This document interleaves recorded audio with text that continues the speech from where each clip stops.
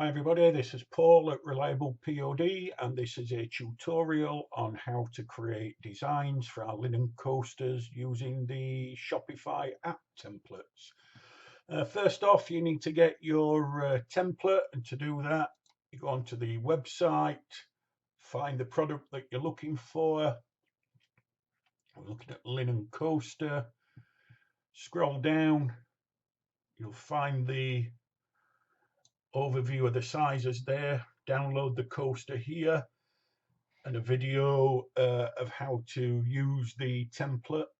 You've also got some mock-up files at the bottom, so there's a video there showing you how to use mock-ups if you haven't used them before.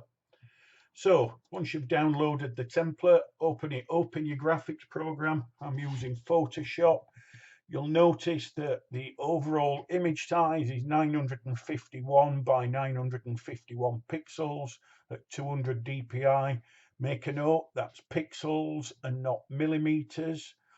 What you've also got with the templates is the red area is your bleed area. So some of this image, if any of your image goes here, it can be lost when we're making the product. And the blue area is your critical design area. You have to fill all the way up to the edges of the red, not just up to the blue. So here's an image that I did earlier. If we have a look at that one, image size 951 square at 200 dpi. So if we copy that, and then if we drop that onto the template, it should fit perfectly, which it does.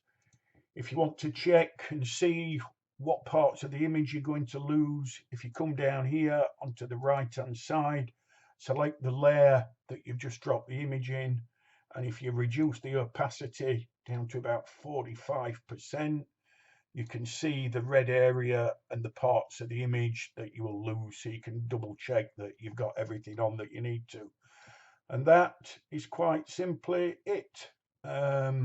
Don't forget to pull your opacity back up to 100% when you've finished. Thank you very much. Cheers. Bye-bye.